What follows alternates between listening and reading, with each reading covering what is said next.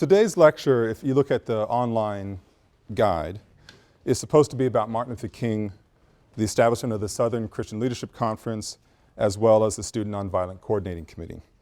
And I'm going to do my absolute best to get us to that moment. We should be able to do it. But because of the lost lecture due to the midterm, this is sort of my last attempt to get us back on schedule. So I want to canvass a slightly larger period. Today I plan on discussing some critical aspects of the Montgomery bus boycott and the integration of Central High School in Little Rock, events from 55, 56, 57. By doing so, it allows me to talk about a very important aspect of the movement that I've made an allusion to already once or twice in the course, but you'll certainly see it coming up time and again over the next few weeks of the course, and that is the issue of respectability. Just as we can look at the late 19th century and issues of being civilized, of having proper sort of normed middle class behaviors is very important to at least the black leadership, elite class. Being respectable, being the right kind of person is fundamental to understanding a lot of the civil rights struggles.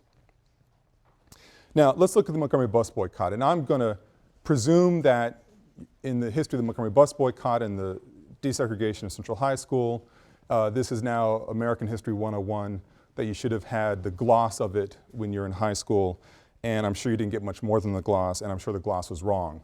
But what I want to do is actually give you, you know, the mythic narrative of these things, which is there for a reason, and I want to give you some background details that are important to consider. So as far as the boycott is concerned, the Montgomery bus boycott, there's a standard history that has become mythic. Rosa Parks, the tired seamstress, refuses to give up her seat on the bus in Montgomery, and she gets arrested.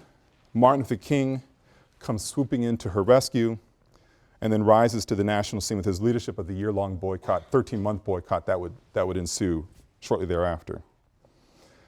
I was looking at the syllabus last night and realized I dropped a reading for you, and I want to encourage you to go back and look at it now. I'm referencing it right now. I believe it's pages 352 to 361 in the Manning Marable anthology. It just slipped out of the syllabus by accident. And in those pages, you'll see Joanne Gibson Robinson, a prominent black woman in Montgomery, explain her version of the events around the bus boycott. Just even knowing about Joanne Gibson Robinson changes the story of the bus boycott.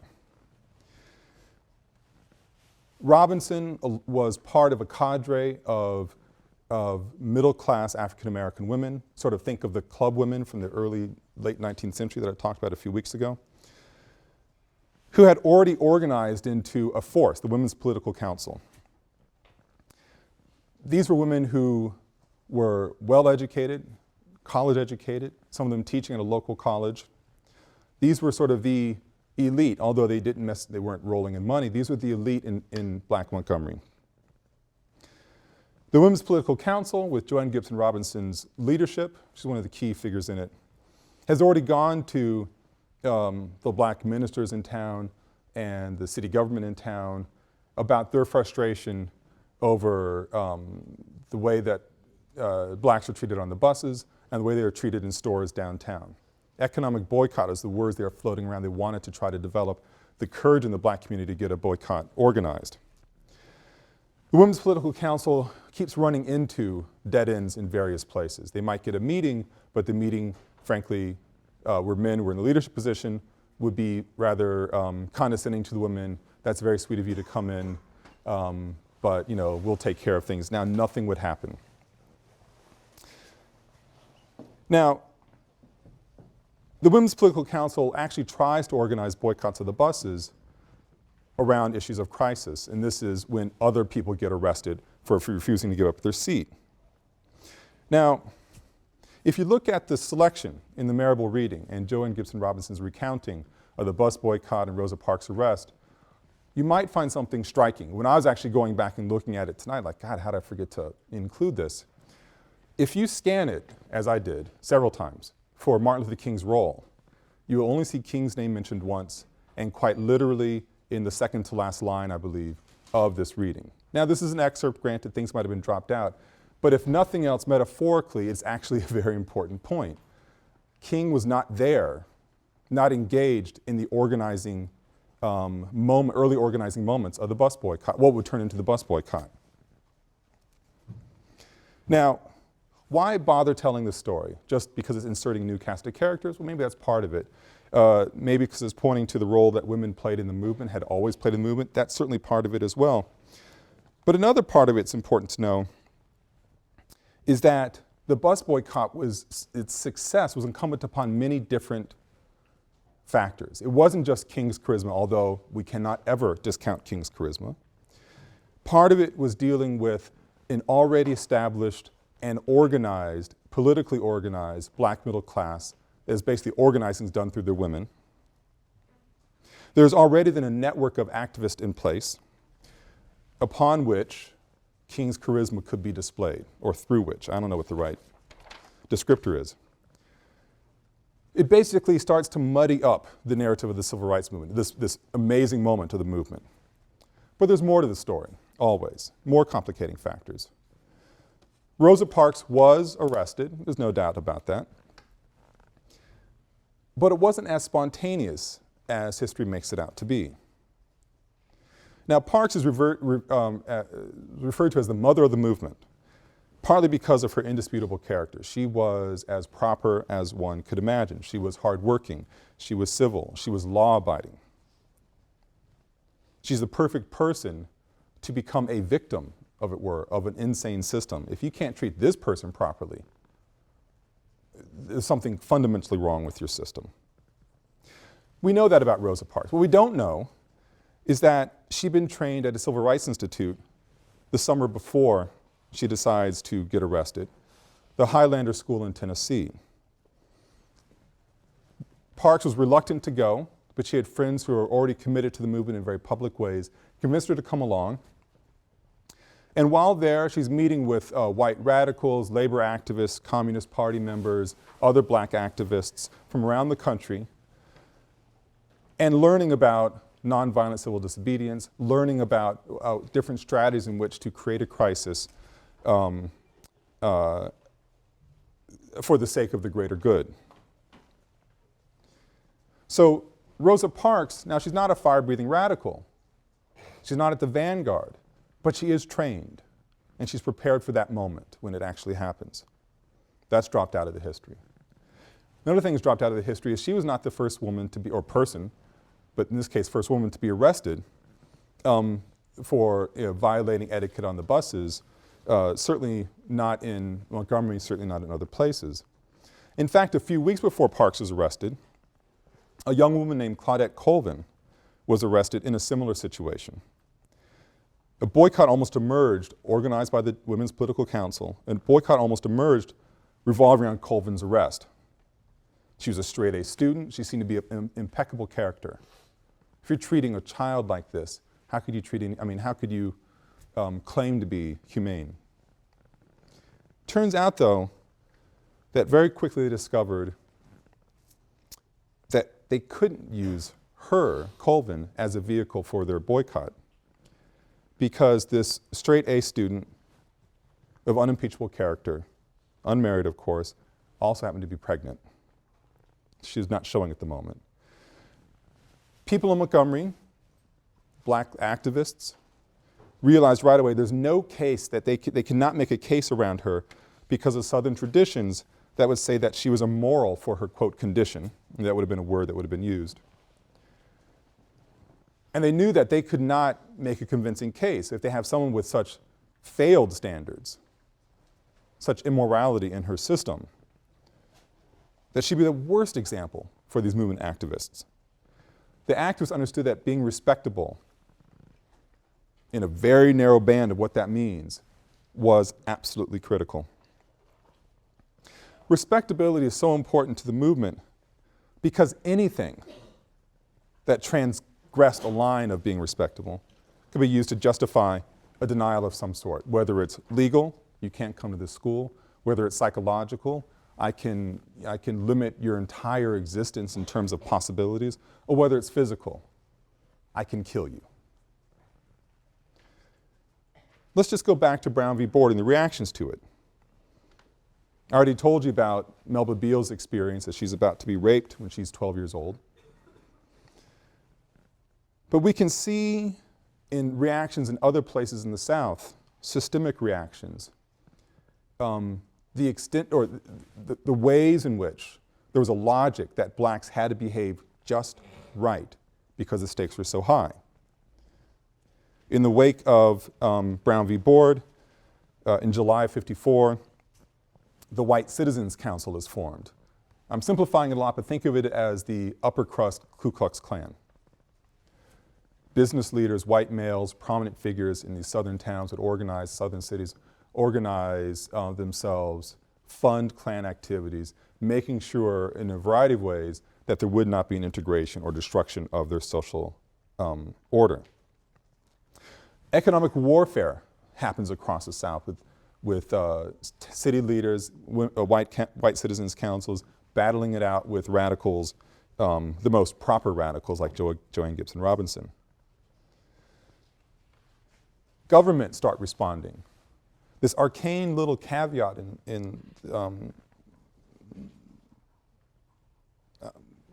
excuse me, the loss of words here, in how governments interact. The doctrine of interposition, it's a weird phrase, the doctrine of interposition is invoked by Southerners, saying that the federal government had no power to interfere in states. This goes back to 1832 or something like that. Completely ignored little tidbit attached on some bill somewhere. Southern governors and governments start invoking the doctrine of interposition, saying the federal government had no power to interfere in states. Federal officials from the South, members of the House of Representatives and Senate, gather together and author the Southern Manifesto, saying that Brown was a clear abuse of judicial power. Only one member from the federal delegation in the South refused to participate, and that's Al Gore Sr. from Tennessee. Wait, I might be blanking on that. Might just Kefauver, yeah, thank you. And Lyndon Johnson. Was it 3? It was 3. Well, there you go, it's 3. Well done. Where'd you learn this history? You take this class last year? No, I took a paper on this post-war America. Excellent, well done. You're trained by somebody well. Anyway, but thank you. There was all but 3 of, I think, maybe 100 people. No, there were representatives who didn't do it, including Rayburn. Oh, well, hell, apparently I don't know the history at all. Anyway, the point of this is why it's so dangerous to talk to students at Yale. The fact is the Southern Manifesto is a declaration that Brown doesn't carry weight. There's going to be a negative, a response of resistance, and the phrase becomes known as massive resistance. That the South is going to refuse to proceed forward with the logic coming down from the Supreme Court. People start becoming targeted. NAACP as an organization becomes targeted by Southern legislatures, saying the NAACP had to reveal its membership list in order to stay in business. As an organization had to reveal who's in its membership. This is basically a death warrant to the organization in some states and to people who were members. If you're known to be a member of the NAACP and working in Mississippi, well, you know, the boss might decide you don't have your job any longer for some other trumped up reason. And it might actually get you killed. Violence takes on Gothic proportions in Mississippi more than any other place. In '55, several black leaders urging blacks to vote were murdered, one on the local courthouse lawn. The president of a local NAACP chapter was shot down when he ignored the order to remove his name from the voting register. And then, of course, there was Emmett Till, 14-year-old boy, sent from Chicago to stay with his family in Mississippi. There are many different versions of what happens. The allegation is that he whistled one day, hanging out with his cousins, that he whistled at a white storekeeper's wife when she walked past. Others have countered, saying he had a stutter and, you know, he would often lisp as a result. What actually happened at that moment is really inconsequential. What happens later is of great consequence. That night he's abducted, he's beaten, One of his eyes is gouged out. He's wrapped in barbed wire and tied to farm equipment before being thrown over a bridge. When they find him, his body is sent surreptitiously up to Chicago. His mother insists on having an open casket at the Chicago funeral, and the images shocked the country. There's a clip here.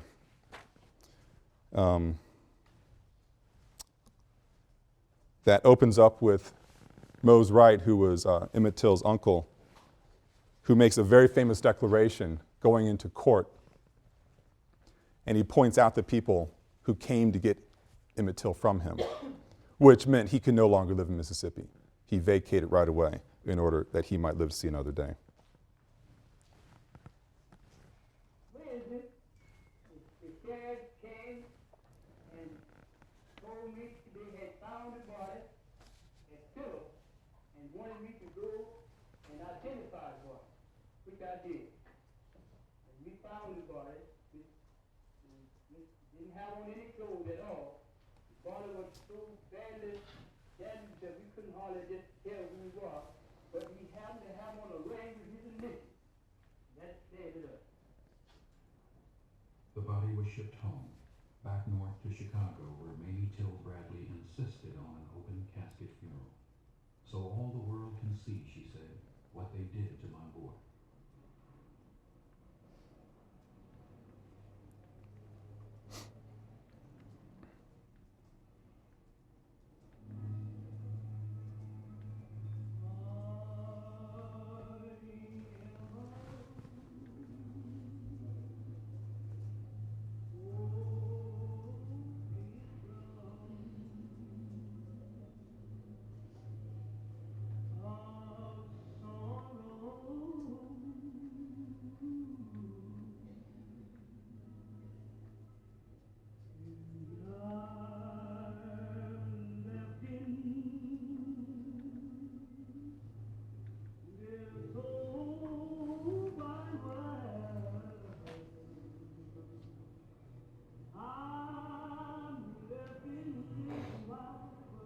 Jet magazine showed Till's corpse, beaten, mutilated, shot through the head.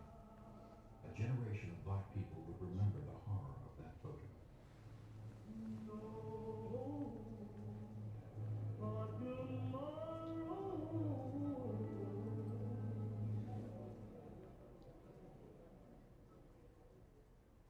I believe that the whole United States is mourning with me. And if the death of my son can mean something to the other unfortunate people all over the world, then for him to have died a hero would mean more to me than for him just to have died. When you heard the narrator, Julian Bond, talking about a generation, would never forget this murder and the image that appeared in Jet magazine. He wasn't exaggerating. One of my former colleagues, her father was from Louisiana, from rural part of Louisiana, and he was visiting. We were having lunch together, dinner together, and Emmett Till came up. I can't remember why, but he said he was 14 or 15 years old when Emmett Till was murdered, and he knew then that he had to leave the South as soon as he could, and in fact, he never went back. And he said he has never forgotten that. And he knew that there was no hope for, as he put it, a black man in the Deep South. Now, there's a court case. There's an all-white and all-male jury. The jury deliberates for 67 minutes. One jury said later it wouldn't have taken so long if they hadn't stopped to get a soda. And the jury finds the defendants not guilty, although everybody knew who did it. January 56, 1 month after Park's arrest in Montgomery, Look magazine publishes an interview of the Till defendants in which they state for the record that they had in fact killed him. Now, this is the most spectacular and perhaps egregious case of violence gone unpunished. But there were other episodes, and some of them happened as a direct result of Brown. I already, again, related to you the attempted rape of Melba Beals. But violence is endemic. In fact, it's one of the great stories of this nonviolent civil rights movement is that it was horribly violent. And it's rather shocking it did not become more violent at any given moment. Now, thinking of violence and respectability and narratives of the civil rights movement leads us to the Little Rock Nine. And I have to gloss over the history very quickly for the sake of time. Melba Beals goes on, the person who was 12 years old when someone loses his mind and tries to attack her, goes on to become one of 9 teenagers who are eventually selected by NAACP activists to integrate Little Rock Central High School. They're focusing on Arkansas because it seemed to be one of the most progressive states in the South on these issues. Other school systems in Arkansas had actually already integrated. But Central was the most important, most visible high school in the state. The 9 who were selected were amazing students, academically gifted, coming from the right families, who comported themselves in the right way. Otherwise, they would never have been selected. Without going over too much of the famous integration of Central High, we point out a few things that one needs to remember. The students are selected to integrate in '57. There's fierce local resistance. The governor, Orville Faubus, calls in the Arkansas National Guard to prevent integration. President Eisenhower, very unhappy about the whole scene, sends in the 101st Airborne to force the issue. And he does it not because he believed in integration, but because he believed in the federal government's right to assert itself. This is a states' rights versus federal rights issue for Eisenhower. The troops ushered in the students after they had already tried to integrate the school before but were harassed by mobs outside of the building. The students, the troops could go with the students up to the door of the classroom, but in the classroom or in the bathroom or in the cafeteria, all hell broke loose. One student had lye thrown in her face, almost permanently blinded. Students would talk about being in the bathroom and then going to the bathroom, and then paper towels had been lit on fire being thrown overhead when they were helpless. They were attacked, books were thrown down, food poured on them, but they could not respond. The one student who did respond got kicked out, at which point they said, 1 nigger down, 8 more to go, trying to get these students out of the school.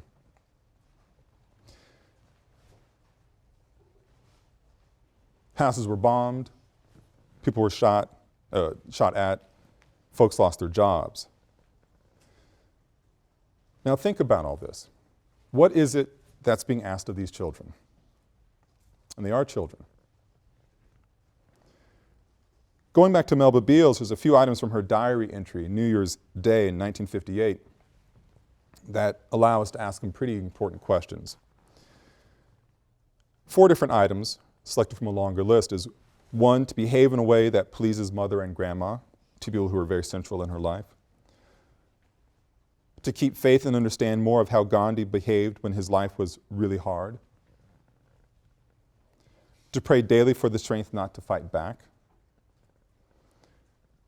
And the resolution that she put as number 1 was to do my best to stay alive until May 29th, the end of the school year. I mean, think about it. NAACP activists, grown women and men, are making sure the children are to stay in school, despite the violence being visited upon them. And it's very fair to ask, is it appropriate for 16-year-olds to feel the need to write in their diaries that the most important New Year's resolution is to do my best to stay alive until the end of the school year? What are the adults asking the children to do for the sake of the movement? It's a question that would come up quite angrily in 1963 in the Birmingham crisis. Now, one final note about the school year and Little Rock. What we don't often hear about, well, we basically never hear about Central High School history, is that the governor, because it's a triumphant moment, right? So the governor was so upset about the public relations disaster that accompanied the school's integration that he decided to shut down Little Rock public schools the following year. The integration of the school, this great moment of civil rights victory, of American exceptionalism, lasted 1 year, and the public schools were shut down. Why don't we know this part of the history? You know, there's something really maybe too tantalizing about these nice narratives of our past. We can be ashamed of the shortcomings of our predecessors, but by keeping the story clean and simple, we can also be proud that our predecessors ultimately made the right decision and did the right things. In short, the civil rights movement has been sanitized because it ultimately casts a great light on the American character. That, you know, the American character can take its lumps, learn from its mistakes, and then do great things. The civil rights movement has been cast as a great moment of American exceptionalism when we all summoned the courage to do the right things, regardless of our political positions, where we are in the country, et cetera. Well, that's just one big fat lie. Only a minority of folks rose to the challenge and accepted it and pursued it. Martin Luther King's history is a case in point as far as rising to a challenge and as far as what happens when a history is sanitized profoundly. King is raised in a tradition of ministers. His father and grandfather run the most elite black church in Atlanta. King has a rather raucous adolescence and college years. He and his buddy go around trying to run competitions about, you know, who could deflower the most girls in the language of the day. He does receive a religious calling, however, goes off to seminary and then gets a PhD at Boston University, a PhD which scholars discovered, much to their great disappointment about 2 decades ago, that he had plagiarized parts of it. King, though, these things aren't widely known at this moment in time, in 55. He's seen as a real future star. And he gets a job in Montgomery, heading the Dexter Avenue Baptist Church, which is, much in the tradition of his father and grandfather, the most elite, sort of upstanding, and politically conservative, quiescent church in that particular city. He's relatively newly married. He and his wife Coretta have a newborn. He wants to settle into a nice, quiet pulpit and do nice, quiet work. Well, there's already things shifting around on the ground, with the Women's Political Council agitating for an economic boycott, trying to find a test case to boycott the buses. And the group of black ministers in town are very important people in a group called the Interdenominational Ministerial Alliance. A ton of syllables there. The Interdenominational Ministerial Alliance is feeling pressure from Women's Political Council to do something. King, as a minister, is automatically in that group. And then, as things start heating up towards what would become Rosa Parks' moment, King is thrust into the limelight in a way he never wanted. Parks gets arrested. King is sent as an emissary or sacrificial lamb, really more of the latter. The Montgomery Improvement Association is formed. This is going to be the group that's going to organize the boycotts. King does not want to lead it. The other ministers, who are deeply skeptical this thing will actually work, figure King just got here, he's young, he'll rebound when this thing blows apart, we'll put him out front. King couldn't say no. He fought, but he couldn't say no. He'd already resisted the invitation to head the local NAACP for the sake of his child's safety. Anyway, on December 5th, the night before the boycott's set to begin, King is still resisting the urging of the ministers and finally relents and writes out some notes on a piece of paper. Goes to the pulpit with about 10, 15 minutes to prepare and says, in part, the following. Now, the audio is not great, and I'll tell you what he says, but I want you to hear the energy of the moment during the closing moments of his speech.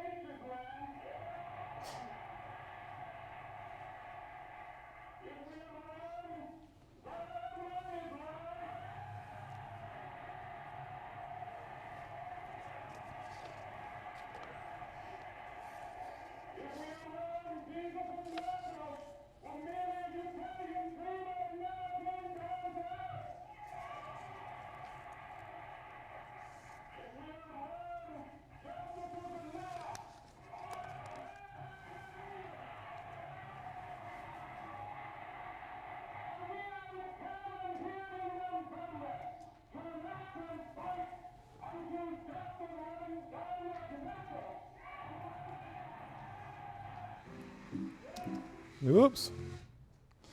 If we are wrong, he says, and we are not wrong in what we are doing. We are not wrong. If we are wrong, the Supreme Court of this nation is wrong. If we are wrong, the Constitution of the United States is wrong. If we are wrong, God Almighty is wrong. If we are wrong, Jesus of Nazareth was merely a utopian dreamer that never came down to earth.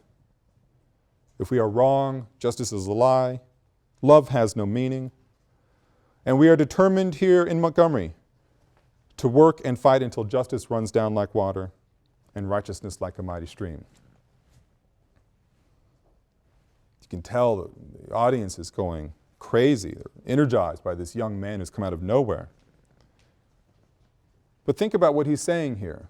He invokes God and Jesus, and this is what one would expect, of course, but he invokes, the first part of this quote, the Supreme Court and the Constitution. He's invoking law. King is not invoking anything radical, as a matter of fact. He's invoking the Supreme Court and the Constitution. He's invoking those very things that made citizens citizens in the United States, after all. And perhaps that is the thing that made him so radical. Anyway, the movement takes off, and the boycott holds together. It's a remarkable history, although it wasn't the first bus boycott. The movement holds together for 13 months before the Supreme Court forces the integration of the buses. These are the same 13 months when massive resistance is rising up throughout the South. The same 13 months when Emmett Till is murdered, and the same 13 months when the strategy for Little Rock becomes articulated and starts to gain traction. Period of astonishing change. Now, King rises to prominence. He's traveling all around the country, constantly raising money during the bus boycott.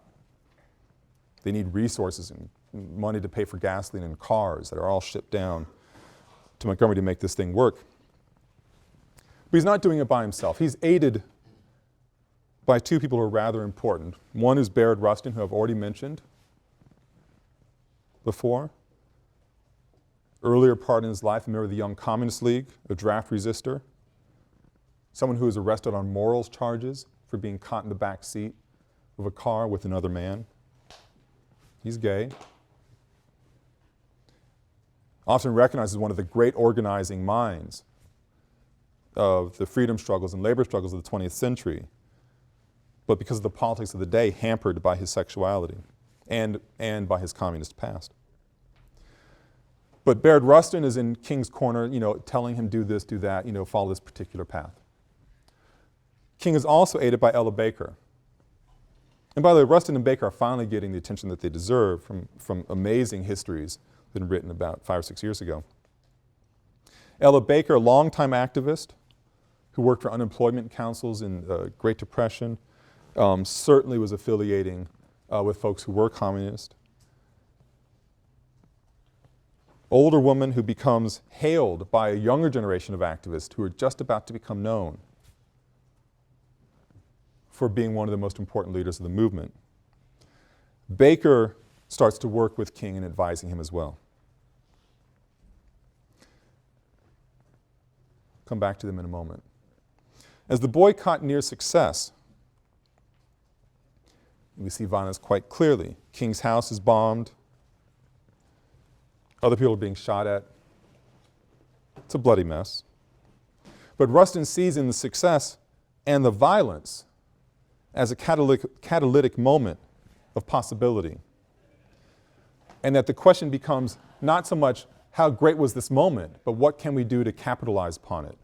What can we do to sustain this organizing energy? There needs to be an organization. And he calls on King to bring together other leaders and essentially religious leaders to gather together to think of the next steps. And out of that comes the Southern Leadership Conference, is what the plan is, at least. The Southern Leadership Conference, bringing together, the great leaders in the South, African American, to become organized to have sustained change. Well, King makes a decision that infuriates Rustin, and they have a very tense relationship in general. Rustin recognizing King's astonishing gifts as a speaker and King recognizing Rustin's astonishing gifts as an organizer and political thinker.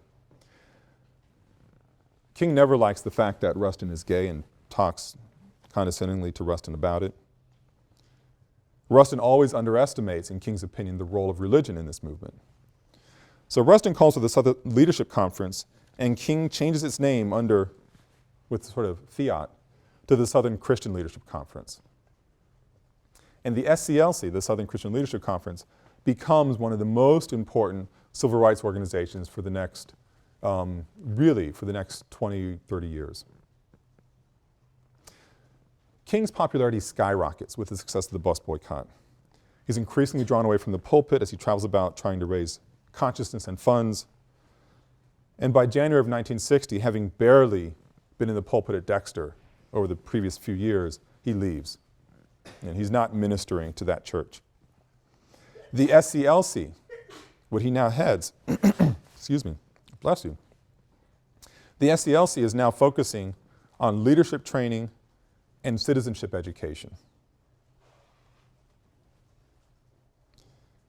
Now, as the SCLC emerges out of King's success and wrapped up in his charisma, it creates stress in the system. You see stress often embodied in intergroup squabbling, something you'll see a lot throughout the 1960s. Established organization like the NAACP is not too thrilled about the SCLC arriving on the scene because they're competing for the same people in the same dollars, scant dollars. In fact, Medgar Evers, who's the head of the Mississippi NAACP, who joins the SCLC, this new group, was told he had to choose. You either pick with SCLC or you pick the NAACP. He says the NAACP. Now, the NAACP is already under stress. Talked about the fact that its roles are being opened up by Southern legislatures. But there's also stress internally through people like Robert Williams, military vet from North Carolina, who becomes fed up with events in his town, where he's the head of the local NAACP chapter, and calls for retaliatory violence. He's kicked out of the NAACP by the end of the 1950s. So the NAACP is struggling with rising, percolating spots of militancy. People leaving the message behind at the NAACP. And now this new group appears on the scene that might pull away other supporters.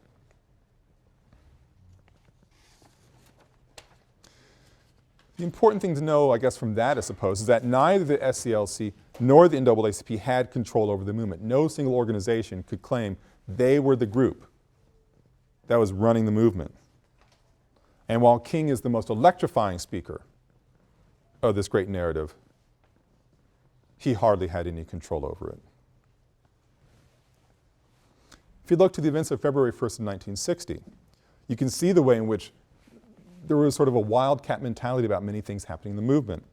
On that day, in Greensboro, North Carolina, 4 men, students of North Carolina A&T, black school, head to downtown Greensboro, not far away, and they decide that they're sick and tired of the treatment they're receiving at the Woolworths, the local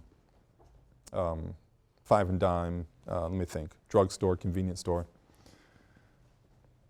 It's funny, when I began this course, when I began teaching it years ago, Woolworths were still around. Ain't so much still around anymore. But the history still is.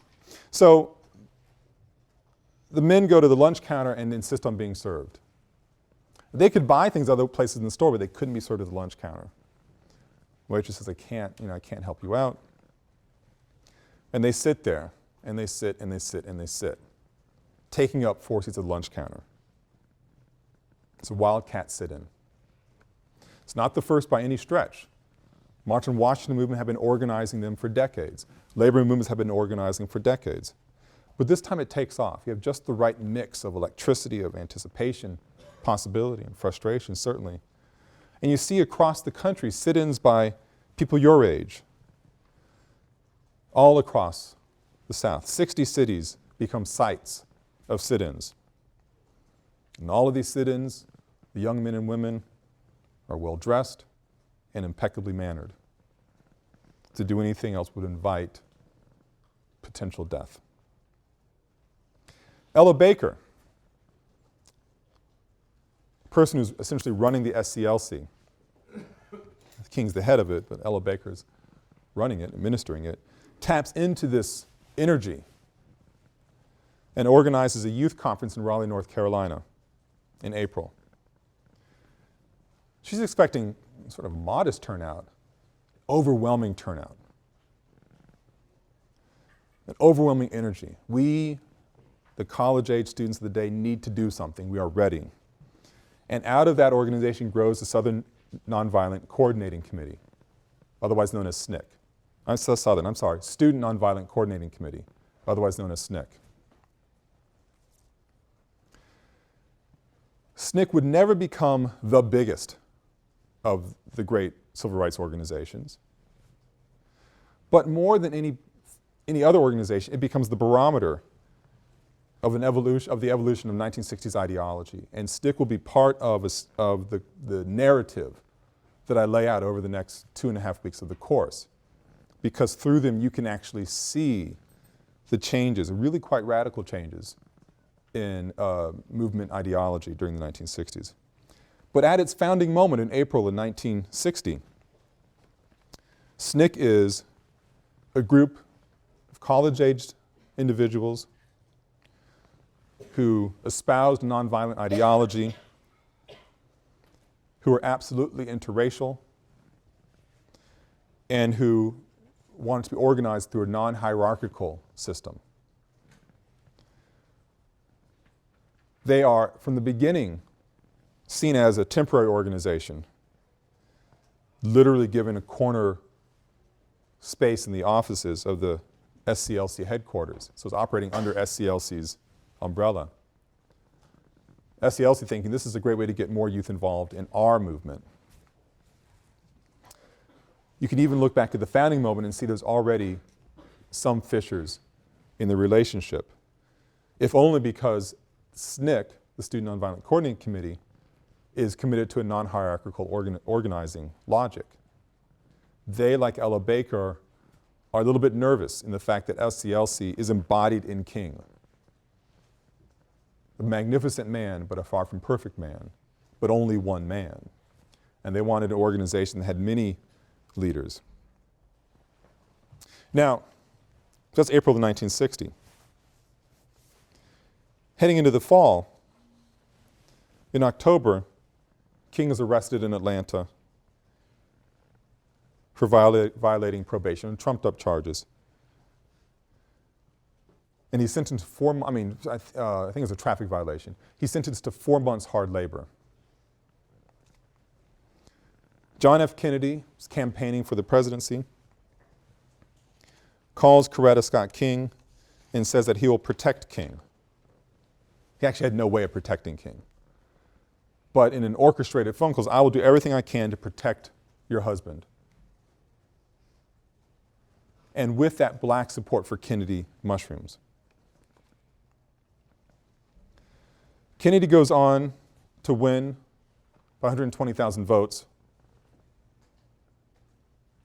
Still debates whether those votes actually existed or not. But he won by 120,000 votes. And it's clear that it's African American support that swung the election his direction. Blacks have in JFK the kind of leader at a symbolic and cultural level they have not had since FDR started making these gestures towards recognizing blacks' needs some 25, 30 years earlier.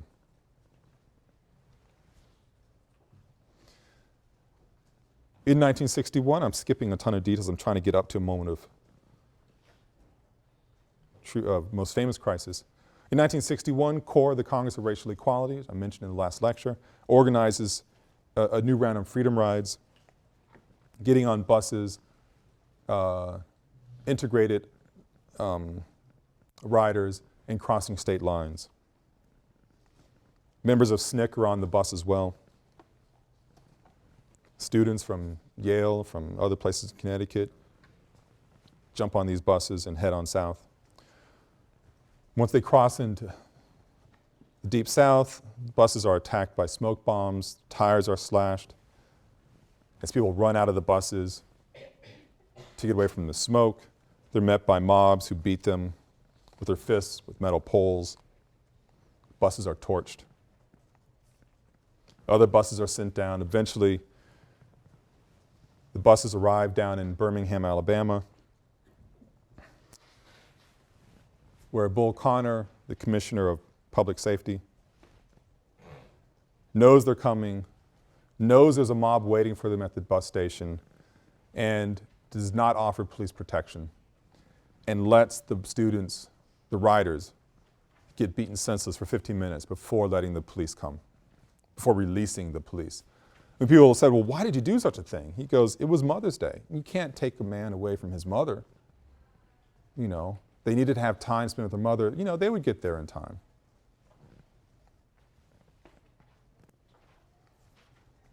There's a dawning at this moment with this kind of violence and recalcitrance of a militancy within SNCC and the beginnings of a move away from respectability. You start seeing different agendas being articulated within different organizations. The movement is going in fits and starts. Federations form and break apart. There's all kinds of infighting.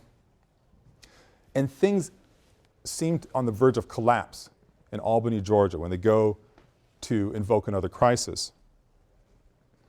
And in Albany, Georgia, where you have a confederation of different civil rights organizations coming together, try to change that town, they're outsmarted by the white police. As the students try to start filling up the jails to create a crisis of overcrowding and get national sympathy, with the jail, no bail strategy, we let ourselves be jailed, we won't accept bail, they'll have to force us out, we won't have paid any bail, this will be great. The police chief says we're going to keep our heads and start shuttling people out of jails to other jails. He doesn't react, essentially. Nothing happens, everything fizzles. And there's a fear that this movement that began, quote, began, in quotes, with Brown v. Board and has these violent reactions. You see it with Rosa Parks, and you see it with Emmett Till, and you see it at Central High School. The beginning of a new sort of vibrant youth organization. It feels like it's all going to collapse in Albany, Georgia, because the white officers realized if we don't react, this thing will go away. Well, thank God for Bull Connor. I'll let the film tell you much of that story, but suffice it to say that Connor did more through his brutality to help win converts to the civil rights movement, more than anybody else could have practically done. I'll pick up on that moment, on that fact, at the next lecture. Thank you.